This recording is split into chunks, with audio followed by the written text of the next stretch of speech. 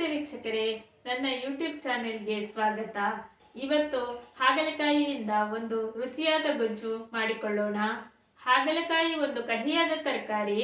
ಈ ತರ ಗೊಜ್ಜು ಮಾಡಿಕೊಂಡ್ರೆ ಬಹಳ ರುಚಿಯಾಗಿರುತ್ತೆ, ಕಹಿ ಅಂತ ಅನಿಸೋದೇ ಇಲ್ಲ. ಈ ಗೊಜ್ಜನ್ನು ಮಾಡಿಕೊಳ್ಳಲು ಒಂದು ನಿಂಬೆ ಗಾತ್ರದ ಹುಣಸೆ ಹಣ್ಣನ್ನು ತೆಗೆದುಕೊಂಡು ಬಿಸಿನೀರಿಗೆ ಹಾಕಿ ದಪ್ಪನೆ ರಸ ಮಾಡಿ ಇಟ್ಕೊಳ್ಳಿ. 1.5 ಅಚ್ಚಿನಷ್ಟು ಬೆಲ್ಲ, ರುಚಿಗೆ ತಕ್ಕಷ್ಟು ಉಪ್ಪು, ಖಾರಕ್ಕೆ ಮೆಣಸಿನ ಪುಡಿ, ಆಮೇಲೆ ಒಗ್ಗರಣೆಗೆ ಸಾಸಿವೆ, ಜೀರಿಗೆ, ಇಂಗು, ಮೆಣಸು, ಕರಿಬೇವಿನ ಸೊಪ್ಪು ಇಷ್ಟನ್ನು ಇಟ್ಕೊಳ್ಳಿ. ಈಗ ನಾನು ಹಾಗಲಕಾಯಿಯನ್ನು ತೊಳೆದು ಬೀಜ ತೆಗೆದು ಸಣ್ಣಕ್ಕೆ ಹೆಚ್ಚಿ ಇಟ್ಕೊಳ್ತಾ ಇದ್ದೇನೆ. ಈ ಗೊಜ್ಜು ಮಾಡುವಾಗ ತುಂಬ ನೀರು ಹಾಕಬಾರ್ದು, ಸ್ವಲ್ಪ ನೀರಲ್ಲಿ ಬೇಯಿಸ್ಕೊಳ್ಬೇಕು.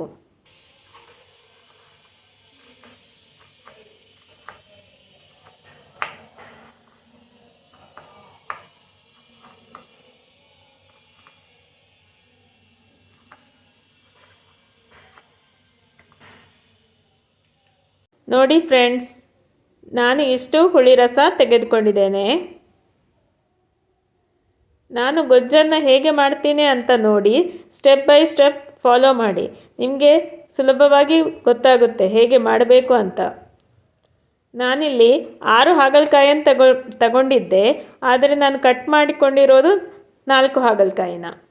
ಅದಕ್ಕೆ ತಕ್ಕಷ್ಟು ನಾನು ಉಪ್ಪು, ಹುಳಿ, ಬೆಲ್ಲ, ಖಾರ ಪುಡಿ ಹಾಕ್ಕೊಳ್ತಾ ಇದ್ದೇನೆ. ನೀವು ಎಷ್ಟು ಹಾಗಲಕಾಯಿ ತಗೊಳ್ತೀರಾ ಅದಕ್ಕೆ ಹೊಂದಿಕೊಂಡು ಉಪ್ಪು, ಹುಳಿ, ಖಾರ, ಬೆಲ್ಲ ಎಲ್ಲ ಹಾಕಿಕೊಳ್ಳಿ. ಈ ಗೊಜ್ಜು ಒಳ್ಳೆ ಸ್ಟ್ರಾಂಗ್ ಆಗಿ ಬರ್ತದೆ. ನೀರು ಸ್ವಲ್ಪ ಹಾಕಿ ಬೇಯಿಸ್ಕೊಳ್ಬೇಕು. ಗೊಜ್ಜಿಗೆ ತುಂಬ ನೀರು ಹಾಕಬಾರ್ದು, ಯಾಕೆಂದರೆ ಗೊಜ್ಜು ದಪ್ಪವಾಗಿ ಬರಬೇಕು, ಅದಕ್ಕೋಸ್ಕರ. ಈಗ ಬೇಯಲಿಕ್ಕೆ ಇಟ್ಟಿದ್ದೇನೆ.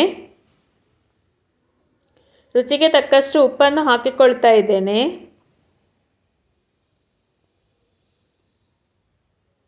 ಈ ಗೊಜ್ಜನ್ನು ಹೆಚ್ಚಿನವರು ಇಷ್ಟಪಡ್ತಾರೆ.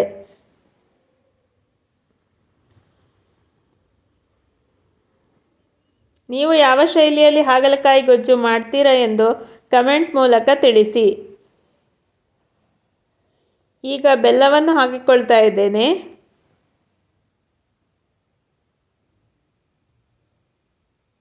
ಆಮೇಲೆ ಖಾರ ಪುಡಿಯನ್ನು ಹಾಕ್ಕೊಳ್ಬೇಕು. ಈ ಗೊಜ್ಜು ಸ್ಟ್ರಾಂಗ್ ಆಗಿ ಬರಬೇಕಾದ ಕಾರಣ ಖಾರ ಪುಡಿ ಚೆನ್ನಾಗಿ ಹಾಕ್ಕೊಳ್ಬೇಕು. ನಿಮಗೆ ಖಾರ ಪುಡಿ ಕಮ್ಮಿ ಬೇಕು ಅಂದರೆ ಕಮ್ಮಿ ಹಾಕ್ಕೊಳ್ಬೋದು, ಆದರೆ ಸರಿಯಾಗಿ ಅದಕ್ಕೆ ತಕ್ಕ ಹಾಕ್ಕೊಂಡ್ರೆ ರುಚಿ ಚೆನ್ನಾಗಿ ಬರ್ತದೆ.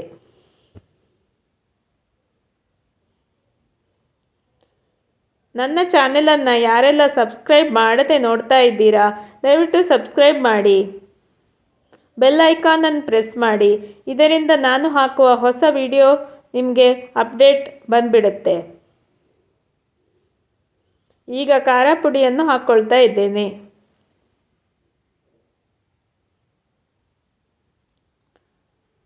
ಸ್ವಲ್ಪ ಬೇಯಲಿ, ವೆಯ್ಟ್ ಮಾಡಿ ಸ್ವಲ್ಪ. ನೋಡಿ, ನಾನೀಗ 2 ನಿಮಿಷ ಕಳೆದಿದೆ. ನಾನು ಚೆನ್ನಾಗಿ ಮಿಕ್ಸ್ ಮಾಡ್ಕೊಳ್ತಾ ಇದ್ದೀನಿ. ಚೆನ್ನಾಗಿ ಮಿಕ್ಸ್ ಮಾಡಿ ಮುಚ್ಚಳ ಮುಚ್ಚಿ ಬೇಯಿಸಿ. ಮಧ್ಯದಲ್ಲಿ ಸೌಟು ಹಾಕಿ ತೊಳಸ್ಕೊಳ್ಳಿ, ಯಾಕಂದರೆ ಇದು ಉಕ್ಕಿ ಬರಬಾರ್ದು ಮತ್ತು ಅಡಿ ಹಿಡಿಬಾರ್ದು, ಅದಕ್ಕೋಸ್ಕರ. ಹಾಗಲಕಾಯಿ ಬೆಂದ ತಕ್ಷಣ ನೋಡ್ಕೊಳ್ಬೇಕು. ಮತ್ತು ಈಗ ನೀರು ಸ್ವಲ್ಪ ಹಾಕಿದ್ದೀವಲ್ಲ, ಅದು ದಪ್ಪವಾಗಿ ಬರ್ತದೆ. ನೋಡಿ ಫ್ರೆಂಡ್ಸ್, ಗೊಜ್ಜು ಕುದೀತಾ ಇದೆ.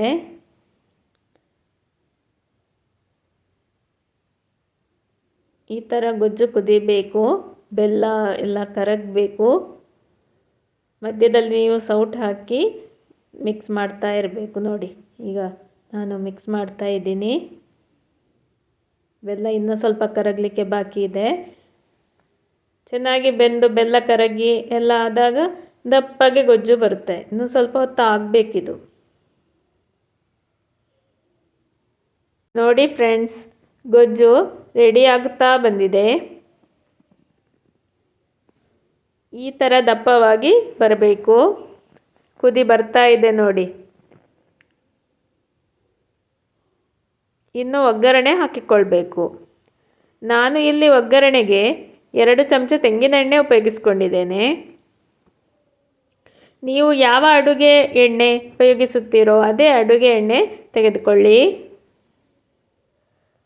ಒಗ್ಗರಣೆಗೆ ಸಾಸಿವೆ ಇಂಗನ್ನು ಉಪಯೋಗಿಸ್ಕೊಂಡಿದ್ದೇನೆ. ನೀವು ಮೆಣಸಿನ ಪುಡಿ ಹಾಕ್ಕೊಂಡಿದ್ದೇನೆ, ಅದಕ್ಕೋಸ್ಕರ ಇಲ್ಲಿ ನಾನು ಕೆಂಪು ಮೆಣಸು ಹಾಕ್ಕೊಳ್ತಾ ಇಲ್ಲ, ಖಾರ ತಕ್ಕದಾಗಿದೆ.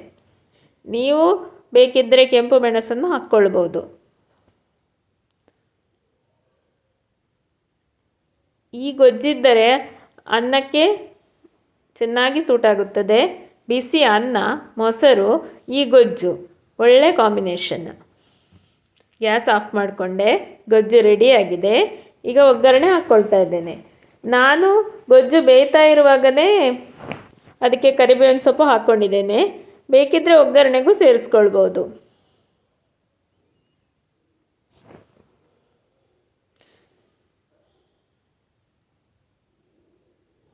ಇದೇ ಥರ ಸ್ಟ್ರಾಂಗಾಗಿ ಹಾಗಲಕಾಯಿ ಪಲ್ಯನೂ ಮಾಡ್ಕೊಳ್ತಾರೆ, ಅದು ಬಹಳ ರುಚಿಯಾಗಿರುತ್ತದೆ.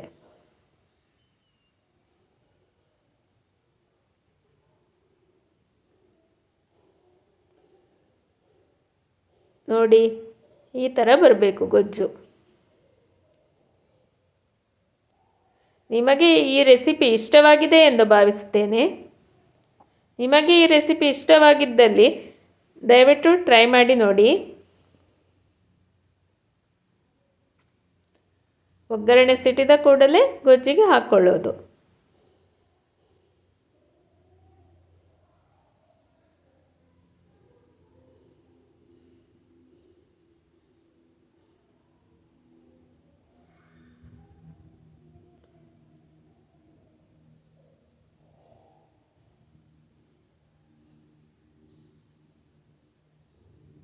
ಇಂಗನ್ನು ಹಾಕ್ಕೊಳ್ತಾ ಇದ್ದೇನೆ. ನಾನು ಇಲ್ಲಿ ಪೌಡರ್ ಇಂಗನ್ನು ಹಾಕ್ಕೊಂಡಿದ್ದೆ, MTR ಪೌಡರ್ ಇಂಗು.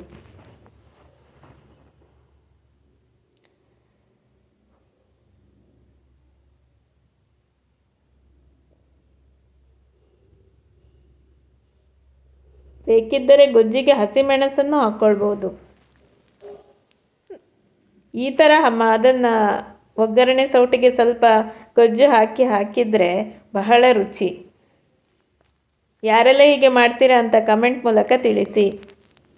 ನಿಮಗೆ ಈ ಹಾಗಲಕಾಯಿ ಗೊಜ್ಜು ಇಷ್ಟವಾಗಿದ್ದಲ್ಲಿ ನನ್ನ ಚಾನೆಲನ್ನು ಲೈಕ್, ಶೇರ್, ಸಬ್ಸ್ಕ್ರೈಬ್ ಮಾಡಿ. ಧನ್ಯವಾದಗಳು.